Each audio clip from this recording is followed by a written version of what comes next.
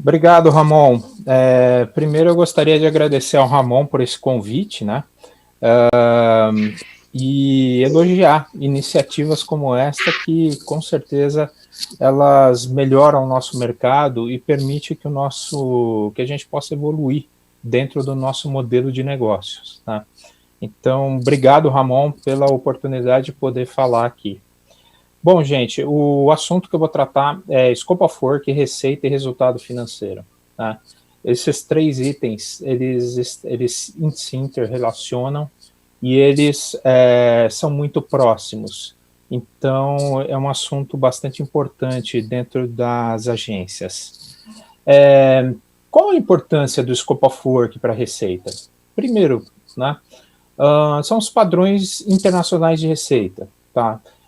Se você pegar modelos de reconhecimento de receita internacionais, aí eu estou falando do modelo americano US GAAP ou do modelo europeu IFRS, o modelo de reconhecimento de receita deles é baseado no Proportional Performance ou Estimated Complete, né?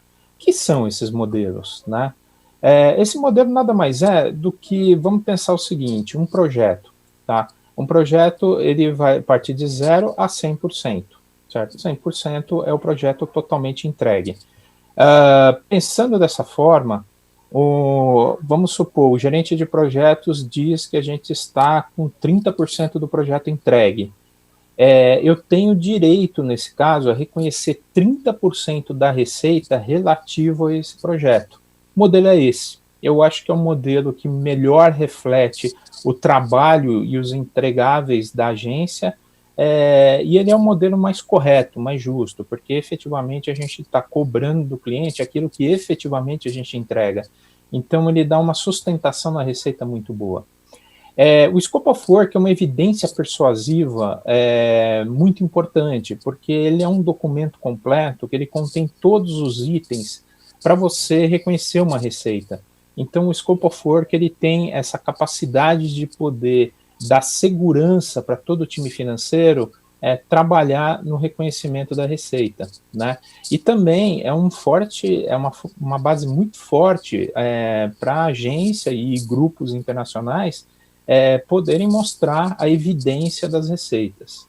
E é um documento com força legal. Um documento com força legal porque ele é assinado pelas partes, é trabalhado entre as partes, agência, cliente, e ele tem um poder perante a justiça, numa eventual litígio, alguma coisa. Então, assim, é um documento completo, muito importante. Bom, o que é exatamente o Scope of Work? O Scope of Work é um documento que contém o detalhamento do que vai ser entregue, né, do entregável que vamos fazer, o prazo em que vai começar e terminar o trabalho, né, o time definido que vai fazer essa entrega, o custo total dessa entrega, como vai ser a cobrança dessa entrega e a assinatura entre as partes, né. Você tem que ter todos esses itens no Scope of Work, né. Não dá para eu fazer um Scope of Work e não definir o prazo do trabalho, por exemplo. Né? Não existe Scope of Work sem prazo no trabalho. Começa dia tal, termina dia tal. Não existe isso. Né? Você precisa ter uma data de início, senão o que adianta eu fazer um Scope of Work, falar que eu vou entregar e eu não sei exatamente quando que a gente começa o trabalho. Né? Então isso é uma coisa muito importante. Quem deve fazer o Scope of Work? Né? O ideal para fazer o Scope of Work é o gerente de projetos. Por quê? Porque o gerente de projetos ele vai ser responsável pela entrega daquele job, né? Então, ele vai ter o conhecimento total do que o cliente quer, da equipe que vai estar envolvida, do tempo em que vai acontecer. Então, ele é a pessoa ideal para fazer o Scope of Work. Financeiro, ele ajuda e ele deve revisar o Scope of Work, né?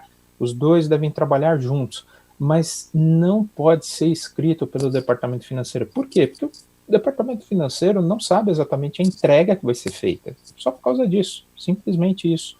Então, isso é uma coisa que o gerente de projetos faz e é revisado pelo departamento financeiro. O Scope of Work pode ser um PowerPoint ou um Keynote? Não.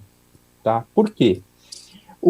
Porque você precisa de uma série de detalhamentos dentro do Scope of Work, né, que é um documento que deve ser feito no Word, depois transformar em PDF, que numa apresentação de Keynote ou PowerPoint não vai contemplar, né, porque também não faz sentido. O PowerPoint, o Keynote, ele é utilizado para você fazer uma apresentação como essa que eu estou fazendo aqui, ou então para vender alguma coisa para o cliente, onde você vai pegar os principais tópicos, até para dar uma dinâmica, uma explicação tal, mas ele não vai entrar nos detalhes.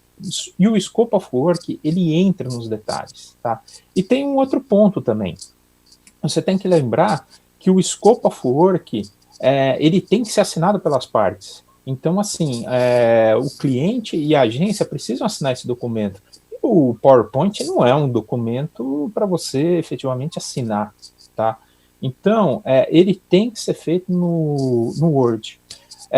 Agora, é óbvio que para você fazer a venda para o cliente, levar lá o teu projeto, é natural que você leve no PowerPoint, mas depois que acabou, transforma ele num Word para efetivamente a gente assinar essa documentação.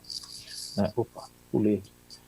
Bom, pontos de atenção para fazer um Scope of Work. Né? Tem que ter número de job e nome. Né?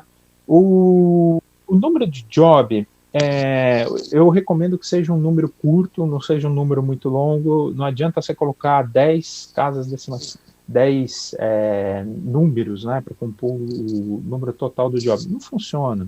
Você tem que ser poucos números, né, porque fica mais ágil, mais fácil. O ideal é você trabalhar com uma letra e aí 4 números. Eu acho que esse daí é o perfil ideal para você identificar. Sempre é bom colocar uma letra, porque às vezes a letra ela pode explicar um pouco melhor do que se trata aquele job.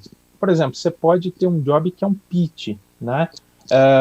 Que aí não vai ter uma cobrança no primeiro momento. Então você coloca como P, aí já facilita, P4517. Já facilita para você identificar que aquele job que nós estamos trabalhando, ele é um pitch, né? E os jobs que você vai fazer cobrança, você pode começar com a letra B, por exemplo, de billable. Significa que é um job que você é um faturável, né? Então pode ser B 1817, entendeu? Fica mais fácil. E aí tem um nome. Pode haver scope of work sem número de job? Não, não funciona. Por quê? Se você deixar apenas o nome do projeto, vai dar confusão. Né? Por quê? Porque a gente tem projetos com nomes muito parecidos. Vou pegar um exemplo aqui. Vamos supor que a gente vai fazer o projeto aplicativo beta, vamos supor. Né? Aí tem o aplicativo beta, depois aplicativo beta verão, aplicativo beta março. Como você pode ver, começa a ficar uma confusão, porque depois você começa a discutir e fala, isso daqui é do aplicativo beta. Você fala, do principal? Não, é do beta verão. Fica confuso, atrapalha todo mundo. Se você coloca o número de job, eu estou falando do aplicativo beta, mas é o B4517, nossa, fica muito mais fácil para todo mundo saber exatamente do que está falando, entendeu? E até para você depois reconhecer a receita, tá? O nome do líder do projeto, no caso seria o gerente de projeto. Você precisa ter um líder de projeto, você precisa ter uma pessoa que seja responsável por aquela entrega do projeto, e ele é o que escreve o scope of work, e ele é a pessoa que vai ser a referência daquele projeto. Por quê? Porque um projeto ele tem que ter um acompanhamento da sua evolução, e você precisa ter uma pessoa que diga que o projeto está a 30%, o projeto está a 40%. Né? Essa é a base para que a gente possa reconhecer a receita dentro daqueles formatos que eu estava falando, o USGAP e o FRS. Então, é fundamental você ter um. Se você tem 2, de repente você tem ou 2 ou 3, você tem um gerente de projeto que entende que o projeto está 25%, você tem outro que entende que está 30%. Não funciona. Tá? Tem que ter um líder ali o projeto. Você pode até ter outros gerentes de projetos trabalhando naquele projeto, mas você tem que ter um líder, tá?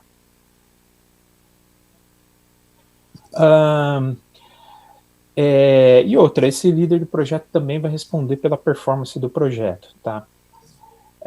Informar um Master Service Agreement ou contrato guarda-chuva. Logo que você está ali escrevendo o início ali do Scope of Work, você precisa fazer uma menção àquele contrato que a gente chama de contrato guarda-chuva ou Master Service Agreement, que é o contrato que regula o relacionamento entre a agência e o cliente. Lá você vai ter questões assim que são explicadas, do tipo como funciona o faturamento do cliente, prazo de cobrança, lei geral de proteção de dados, confidencialidade. Todos esses assuntos são descritos nesse contrato, que é o contrato guarda-chuva. Tá? Então, o Scope of Work deve fazer a referência a esse contrato, dizendo, esse Scope of Work refere-se ao contrato guarda-chuva assinado na data tal, ok? Descrever o que vai ser entregue. Gente, aqui é o ponto mais importante do Scope of Work, tá? E aqui é onde a gente tem os maiores problemas. A gente tem que, o gerente de projeto tem que ser o mais detalhista possível na descrição, tá? Quanto mais ele descrever, menores vão ser os atritos com o cliente. Por quê? Porque você não pode ter um escopo muito aberto, tipo, eu vou fazer um aplicativo. Gente, tem várias formas de fazer o aplicativo, vários tipos. Você tem que explicar melhor, você tem que detalhar exatamente o que você vai entregar.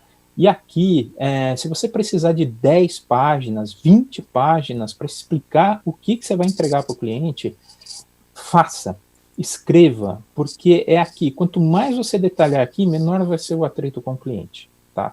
Porque, na verdade, o cliente também, por outro lado, ele vai ter a clareza daquilo que ele está comprando. E para ele é melhor também. E até para dar uma sustentação para o cliente, para ele mostrar internamente lá na empresa dele o que efetivamente ele comprou, o que vai ser entregue, e para não haver litígios. Falar, isso daqui não estava previsto no escopo, isso daqui não era o que a gente tinha definido.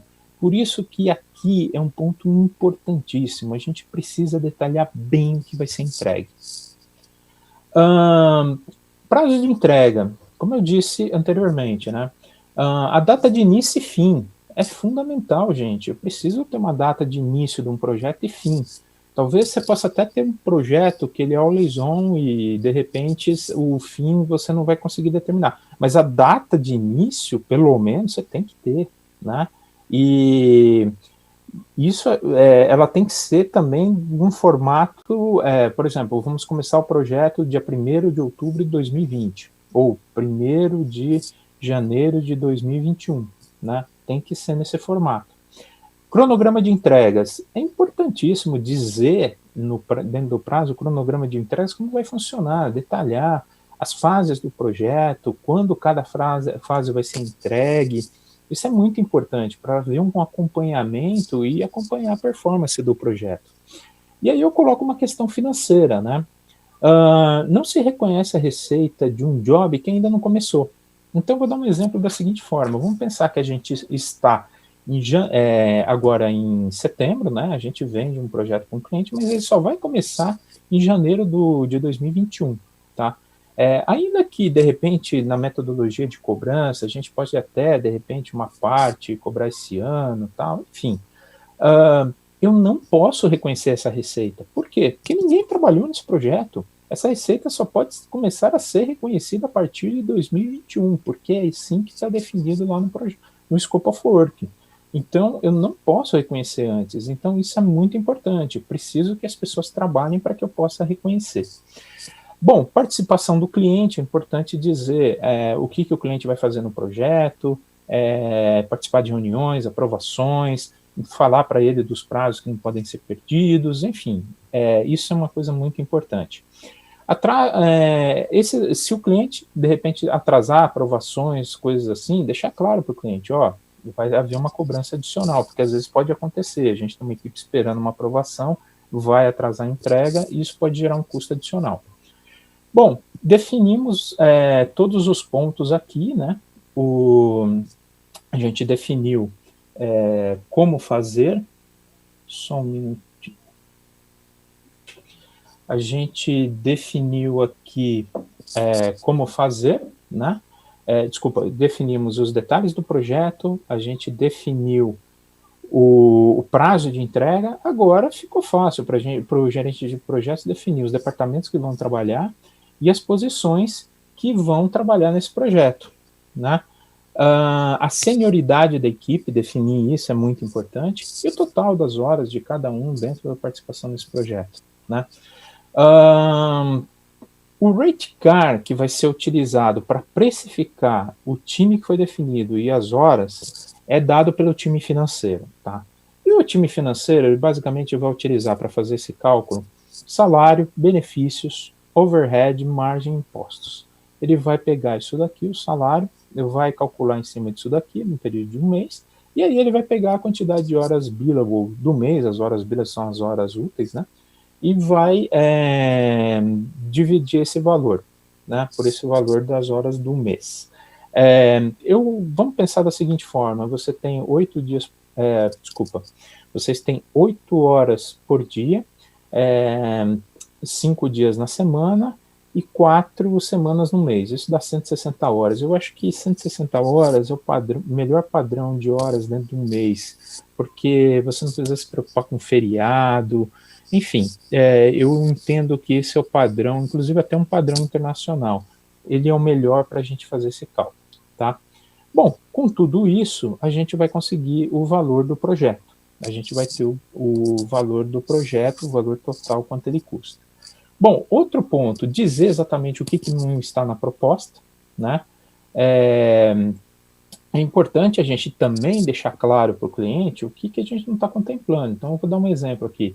Uma determinada ferramenta de pesquisa, de repente, para não ficar aquela coisa subentendida, falou, a ferramenta tal não está contemplada nesse projeto.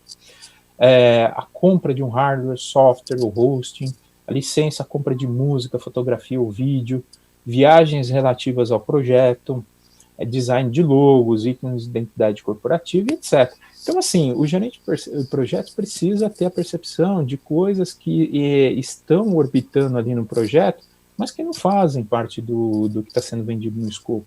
Então, é importante que o gerente de projetos ele já deixe claro para o cliente que aquilo não faz parte. E aí, por último, a gente tem os termos e condições de pagamento, que nada mais é do que detalhes de como que a gente vai cobrar o cliente, né? Descrever como que a cobrança vai ser feita, emissão da nota fiscal, quantidade de parcela, prazo de vencimento, precisa de PO, né? Para quem entregar, como tratar questões de reembolso. Então, ali você precisa fazer esse descritivo, né? E aí é importante, por isso que eu falo da revisão do financeiro, né? É importante para o financeiro fazer essa revisão para verificar se tudo isso está sendo contemplado de uma forma correta, né? Então, é por isso que é importante passar para o financeiro. E a aprovação? A aprovação, ela tem que ficar numa única folha, tá? Ela deve conter o número do job, nome do job e o valor total do job, né? E aí, nessa folha, ela deve conter a assinatura do representante do cliente e a assinatura do representante da agência. Gente, pelo amor de Deus, não existe scope of work assinado só pela agência, tá? Scope of work tem que ser assinado pelas partes, porque o cliente tem que dar o de acordo com em cima daquele documento. Tem que ser em uma folha, por quê? Porque de repente você precisa mandar um PDF, tem o documento assinado? Tenho, está aqui o PDF, manda. Se uma parte ficou numa folha, outra parte ficou na outra, fica ruim, pode gerar dúvidas, então tem que ser numa folha só, tá? Project Change Notes, o que é isso? É o aditivo, né? Quando você tem um projeto, principalmente os projetos mais longos, é natural que existam variações ali dentro do projeto, né? De repente você começa vendendo um aplicativo e de repente você descobre que você precisa fazer também um outro aplicativo que vai ser muito bom. Não tem problema, vamos fazer um aditivo àquele scope of work, dizendo que também haverá um novo aplicativo, ou seja, haverá uma mudança de escopo, o prazo vai mudar, a equipe vai ser outra, ou seja, o custo também, o valor total também vai mudar. Então, esse documento, que ele é mais simples, ele deve fazer menção ao scope of work original e dizer lá o número do job, mais o nome do projeto. Então, é importante ter todos esses detalhes dentro desse PCN, para que ele possa também fazer os ajustes necessários. Outra coisa, o PCN também tem que ser assinado pelas partes, tá? Fez o PCN? Manda para o cliente assina, a agência assina, pronto, agora eu já tenho um outro valor aquele projeto, né? Bom, eu queria falar aqui rápido sobre sistemas, né? A gente falou sobre o Scope of Work, um documento completo, bem organizado, só que eu preciso de um sistema para acompanhar, né? Você precisa ter um sistema informatizado para que você possa colocar, e aí do ponto de vista da gestão do projeto, né? Para que você possa colocar as informações do Scope of Work lá, você possa controlar o timesheet das pessoas, você possa identificar, acompanhar a performance do projeto, porque as pessoas vão preencher timesheet naquele job, e você tem as horas estimadas que estão ali no Scope of Work, você vai acompanhar para ver exatamente como é que você está em relação àquele projeto. Você está over budget, está under budget, é importante. Saber se o projeto está over budget, né? E o timesheet é fundamental que ele seja aprovado pelo líder do projeto. Por quê? Porque ele é a pessoa para verificar se aquelas horas que determinada pessoa colocou, ela corresponde realmente com as horas que foram trabalhadas, né? Veja bem, não é necessariamente as horas vendidas é o que a gente estimou, agora tem que ver se aquilo corresponde às horas trabalhadas, tá? Sistema para o financeiro controlar a receita. Para nós aqui do financeiro, eu preciso ter um sistema, por quê? Porque eu preciso puxar o timesheet que foi preenchido, que é uma evidência persuasiva muito forte para poder reconhecer receita e numa eventualidade de questionamento do cliente, poder mostrar para ele, falar, ó, tá aqui, ó, trabalhamos, o timesheet já é uma evidência, né? Para você é muito mais fácil se você parar para analisar. Vamos supor que eu tenha mais de 100 Scope of Works ativos na agência, é muito mais fácil dentro de um sistema você acompanhar aqueles que estão assinados e aqueles que não estão. Eu não posso reconhecer receita de um Scope of Work que não está assinado pelo cliente, não faz sentido, porque a receita ela vai ficar fraca, então eu preciso ter esse controle também. Saber a receita do job, né? Você vai lá, você vai ter naquele dashboard que você tem lá os dados do job, você vai ter o valor total dele, e o prazo de execução, né? Que é aquilo que a gente estava falando, né? O projeto começa em 2021, só em 2021 posso reconhecer. E esse sistema, como eu estava falando, ele vai acabar fazendo a gestão da agência como um todo, né? E aí vai melhorar o resultado financeiro, né? Vamos supor que você tenha mais de 100 Scope of Works ativos. Você precisa de um sistema para que os diretores, diretor de produção, o diretor financeiro, ele possa acompanhar como é que está a performance de cada job, né? Não dá para entrar um por um e olhar, tem que olhar por ali. Alocação da equipe, né? Dentro de um sistema, você pega aquele Scope of Work, você tem lá um projeto, vamos supor, de 12 meses, você já tem condição de alocar toda a sua equipe, né? E saber exatamente como que a equipe vai trabalhar ao longo dos meses, né? Quem são os perfis, aonde estão alocados, isso facilita para você ter uma gestão de times, né? Para saber exatamente qual o time que você tem. Você precisa entender os perfis corretos que estão trabalhando no job, ou seja, se você vender um copyright júnior e tem um sênior trabalhando, está errado, isso daí vai prejudicar o seu resultado financeiro. E a criatividade de cada projeto, né? Isso é muito importante para a gente poder ter um resultado financeiro satisfatório, você ir acompanhando. Conclusão, um Scope of Work bem feito facilita a entrega do job. Gente, se você escreveu bem esse documento, eu tenho certeza que vai ser muito tranquila a entrega do job, porque você previu todas as variáveis, né? A equipe financeira de projetos tem que trabalhar juntos, elas são parceiras.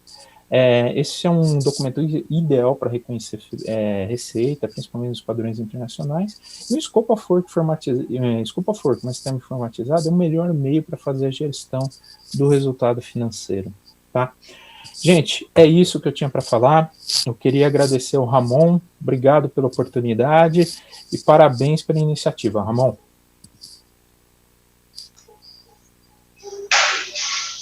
Valeu, Botura. Obrigadíssimo pela tua palestra, foi incrível. Cara, um monte de reflexão legal. Agradeço imensamente você estar aqui com a gente, compartilhar esse conteúdo. Foi demais. Valeu mesmo, Botura. E até a próxima, com certeza. É isso aí, gente. Já voltamos daqui a pouco com as próximas palestras. Até já!